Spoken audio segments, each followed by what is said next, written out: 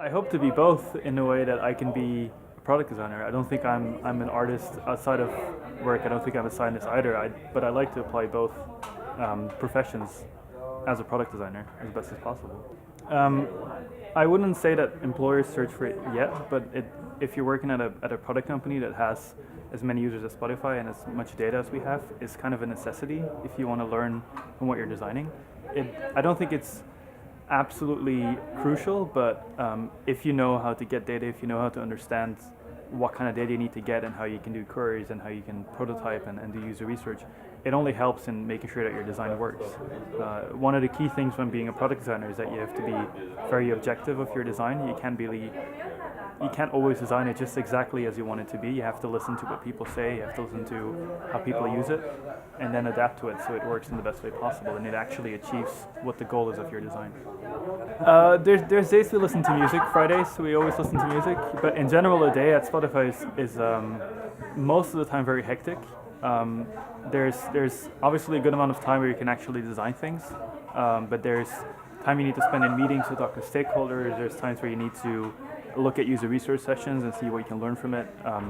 There's a lot of preparation. There's a lot of helping the developers and tweaking small things so it actually works correctly. And obviously, since we're still very technically lit, there's a lot of just following up on the process of developers. So we do stand-ups on a day-to-day basis. We look into planning and making sure that everything gets in there on time. So it's always very busy, but there's no day that's the same as the other one, which is really exciting. Like, I don't think I ever watch my watch at the office. I don't check time ever. It's always way too fast time. So I check it when it's too late most of the time.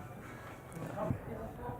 Not really, but that's also something we look for when we get people in. I think everybody in the design team and even outside the design team is very passionate about music. It always plays a very big role in our lives. I'm a musician myself, and what Spotify has given me before I even joined in terms of the joy I get from listening to all that kind of music and having such a catalog available is tremendous, and it gives me all the motivation I need to try to make it better. And I think that's something that is really reflected in the whole team. We have a lot of musicians in the team. We have a lot of people who do something with music. So, yeah, it's not a necessity, but it's a nice thing to have when you're getting people in. It's frustrating because you see a lot of bugs.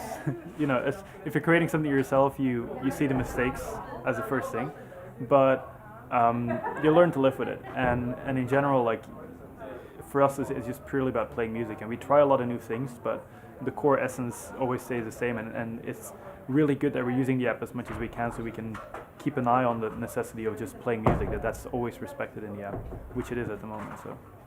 I think it's very exciting. It's a lovely town. I've never been here, but it's very nice, and I mean, I'm happy that Spotify is so well represented. I think it was a pleasure to see Soph present here as well. So yeah, I mean, you guys have done an amazing job. I hope I can come back.